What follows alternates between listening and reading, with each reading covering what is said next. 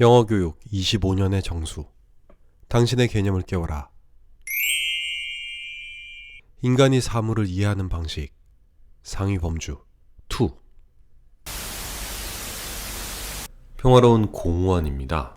이곳에서 한 아이와 어머니가 산책을 합니다. 그때 다른 아주머니가 나타나요. 이 아이를 예뻐한 아줌마가 뭔가를 묻죠. 아기 엄마, 얘 몇 개월이에요? 자연스러운 대화입니다. 이 이후에 할 만한 질문은 남자예요? 여자예요? 이렇게 될 것 같아요. 대체로 그렇죠. 이 아이가 커서 나중에 이 아줌마를 또 만났다고 해봅시다. 학교는 어디 다니니? 공부는 잘하고? 좀 더 크면? 무슨 대학 다녀? 좀 민감한 질문이긴 한데. 결혼은 했어? 직장은? 아파트는 장만했어? 안녕하세요, 이지용 선생입니다. 여러분은 지금 5-2 인간이 이해하는 방식 상위 범주에 대해서 배우고 있습니다. 예, 저번 시간에 바로 이어서 간다고 했죠. 맞게 보고 계신 거고요. 상위 범주에 대해서는 챕터 2에서 한번 한 적이 있었습니다. 인간이 사물을 인식하는 방식에 대해서요. 인간은 사물 그 대상 자체를 인식할 수 없고 그 대상이 속한 상위 범주를 먼저 이해하고 난 이후에야 그 대상에 대하여 시간을 두고 인식과 이해가 이루어진다. 비슷한 결이긴 한데요. 오늘 배우는 건 약간 다른 이야기입니다. 계속해 보겠습니다. 이 대화에 한번 주목해 보죠.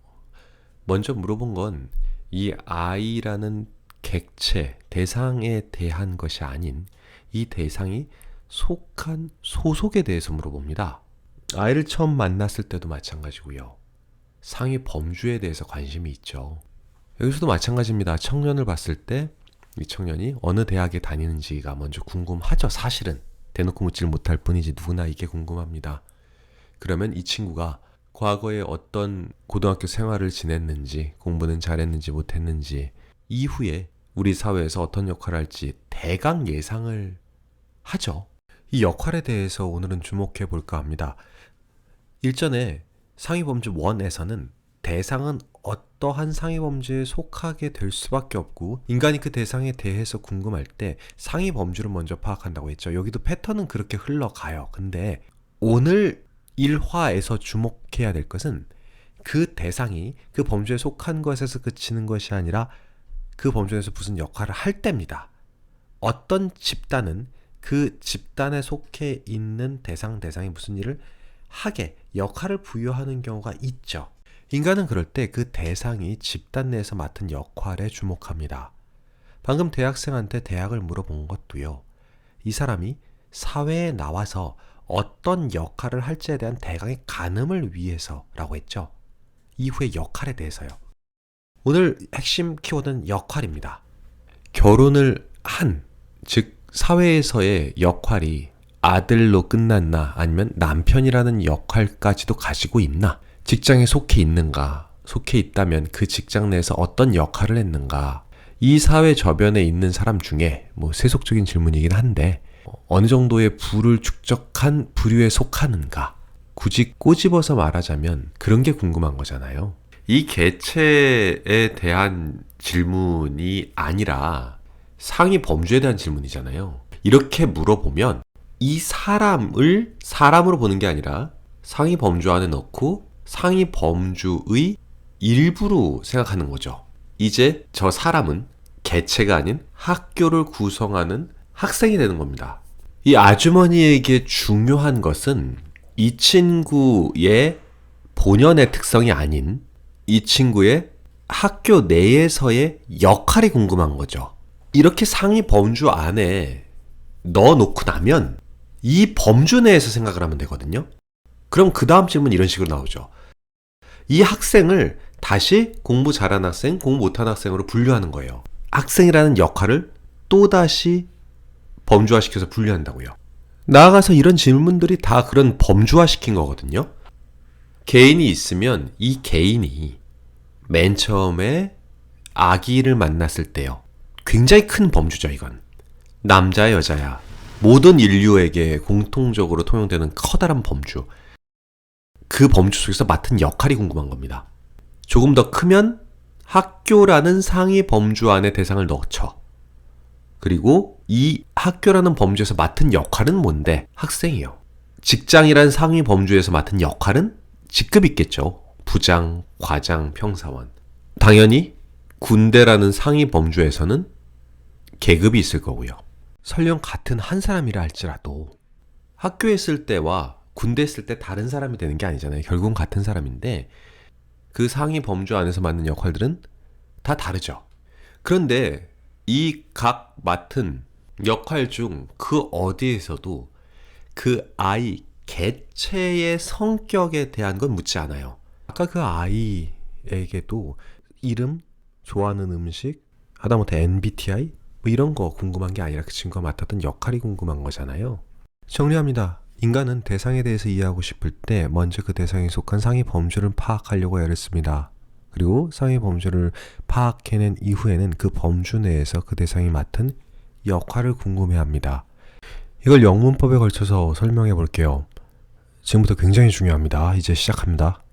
단어가 혼자 있을 때 또는 단어가 뭉쳐서 구를 이룰 때 뭐 고급 내용이긴 하지만 절까지도 포함해서 그럴 때에는 품사의 개념으로만 접근해요. 명동형부요. 걔들은 아직 완성된 조직이 아니니까.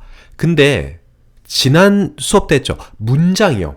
문장이 된다라는 건 완성된 하나의 완벽한 개체가 된다는 거죠. 그 하나의 개체를 조직이라고 생각해 보면 돼요. 단어, 구, 절은 문장 안에 들어가서 비로소 역할을 부여받게 됩니다.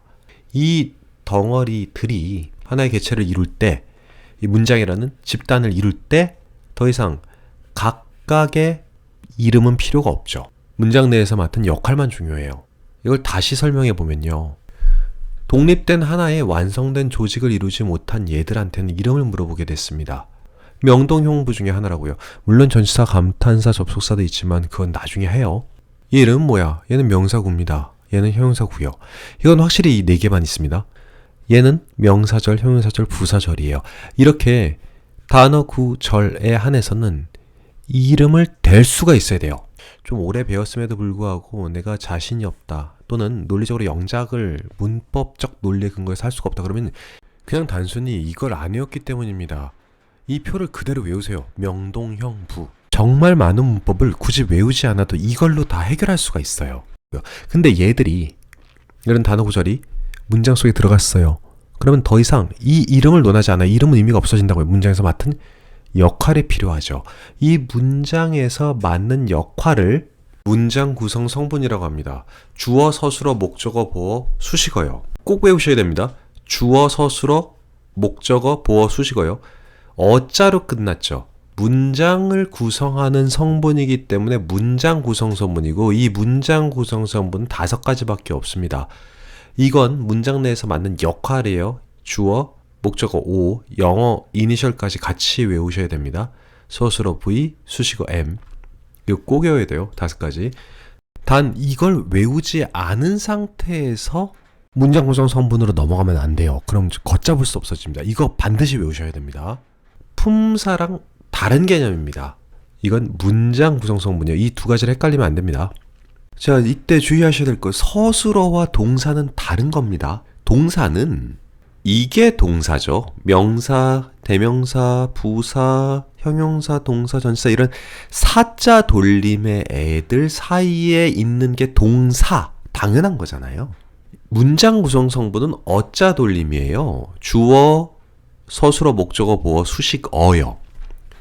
영어 이니셜을 동사도 V, 서술어에서도 V를 쓰는 경향이 있어서 이 착각들을 많이 하는데 동사와 서술어는 다른 겁니다. 아예 다른 개념입니다. 문장 구성 성분 5개고요. 품사는 8개고요. 동사, 서술어 헷갈리시면 안 돼요. 근데 이걸 아무리 얘기해도 결국 사람들은 헷갈려 해요. 그 이유가 자, 이 그림 문제의 그림이죠. 지난 회에서 많이 다루었었죠. 사실은 이 절이 왼쪽에 가 있어야 되는데 그냥 이렇게 일단은 설명할게요. 그림 다시 한번 볼게요. 요 절 때부터 이거를 주어, 이거를 서술어라고 불러줘야 돼요. 여기에 뭐가 나오면 그때는 동사라고 부르지만 여기서부터는 서술어라고 불러줘야 돼요. 이 말인즉슨 이때부터 이 덩어리를 이루고 있는 부품들의 이름, 명사구야, 형용사구야, 단어, 전치사야, 접속사야, 이런 이름이 중요한 게 아니라 역할이 중요시 여겨지기 때문이에요. 절이 되는 순간 얘도 하나의 의미를 완성해요. 얘가 마침표가 안 찍혀 있기 때문에 개체로 인정받지 않았다 뿐이지 얘도 분명히 의미 전달은 돼요. 빵, 나의 빵, 내가 먹는, 내가 먹다요. 그거를 효용사 절로 바꾸면 내가 먹는 이렇게 바꿀 수 있잖아요. 이게 요 속에 들어가서 내가 먹는 빵은 맛있다. 이렇게 문장을 만드는 요소로 쓰이는 걸 절이라고, 어쨌든 부품은 부품이니까 문장은 다르게 이렇게 불러야 되는 건데, 요 절부터 의미를 완전히 전달할 수 있게 되면서부터 이제 품사가 아닌 역할이 중요시 여겨졌어요. 아닌 게 아니라 내가 먹는다 하고 의미가 완전히 딱 전달되면 마침표가 찍힌 문장이 돼야 돼요. 내가 먹는, 내가 본 이후에, 내가 자는 동안에, 이렇게 이런 걸 절이라고 해야 되거든요. 뭔가 접속사 같은 걸 동반한, 이건 나중에 배웁니다. 이렇게 의미 혼자서만 독립적으로 쓸 수는 없는, 마침표가 없으니까. 그러나 의미는 분명히 전달이 되는, 내가 먹는 동안에 어쨌든 의미 전달이 되잖아요. 지금 이 순간이 돼버리면 여기 있던 명사, 형용사, 동사들은 역할이 중요시 여겨져 버려요. 이 순간 우리는 명사, 동사라고 안 하고 주어, 서술어라고 합니다. 바로 이 대목 때문에 헷갈리는 거예요. 결국 이 절이 문제인데요. 왼쪽은 그 왼쪽을 이루고 있는 부품들의 역할을 본격적으로 따져봐야 돼요. 주어, 서술어, 목적어, 보어, 수식어라는 역할을요. 왼쪽은 뭐 어차피 그런 이루고 있는 부품 자체가 없죠. 거의 최소 단위니까. 이때는 절이 이렇게 분류됐는데 이때는 절이 왼쪽에 있죠. 문장 혼자 오른쪽에 있잖아요. 절은 완성된 하나의 존재이기도 하면서 동시에 이렇게 부품이기도 한 거죠. 거의 모든 사람들이 절을 문장과 동급인 비스무리한 무언가 이렇게 생각하고 있기 때문에 절을 문장을 만드는 부품이라는 개념이 없어요. 그렇다 보니 명사절, 형용사절, 부사절이 유독 어려운 거죠. 절과 문장부터는 역할을 따질게요. 주어, 서술어, 목적어, 보어, 수식어만 따져요. 단어, 구, 절까지는 이름을 댈 수 있어야 돼요. 이 개념과 이 개념을 동시에 알면 돼요. 그냥 그거예요. 예, 이름을 댈 수 있으면 된다고요. 단어, 구, 절은. 그 절 문장은 요속을 분석할 때 명사, 대명사 이렇게 일일이 안 다루고 주어, 서술어, 목적어, 보어, 수식어 요렇게 큰 덩어리끼리만 분석하면 된다고요. 절이건 문장이건. 그냥 그게 다예요. 진짜 아무것도 아니죠. 진짜 아무것도 아니죠. 그래서 이름이 뭐야? 요것만 외우시면 돼요. 요 개념을 잡아놓으시면 돼요. 이게 안 들어가 있어서 나중에 여러분 투부정사, ing, pp, 뭐 준동사, 관계 대명사, 막 명사절, 이끈 접수, 그 용어들이 어마어마하게 헷갈리는 거예요. 꼭 기억해 주시기 바랍니다. 그리고 아까 이 용어는 반드시 외워야 된다고 했죠. 주어, 목적어, 보어, 서술어, 수식어. 오늘 수업부터는 제가 만들어 놓은 장치가 굉장히 많아요. 그래서 다른 데서 배운 거랑 아주 다를 거예요. 개념이. 들어본 적은 있는데 그걸 그렇게 안 가르쳤을 겁니다. 이렇게 생각하세요. 제 걸 배울 때는 남의 거 잊고 제 것만 기억하시려고 애쓰시고요. 또 다른 분께 배울 때는 제 거 다 잊어버리고 그분에게 완전히 몰입하는 거죠. 뭐 그게 결국은 남는 거잖아요. 누구께 옳고 그르고를 떠나서. 오늘 배웠던 건 또 개념적으로 중요한 것 같습니다. 하지만 외워야 될 게 좀 있죠. 다음 시간에 좀 더 깊이 들어가 보겠습니다. 밑작업은 끝났어요. 앞으로 계속 깊이 들어갈 일만 있으니까 좀 많이 집중하셔야 됩니다. 고생하셨습니다.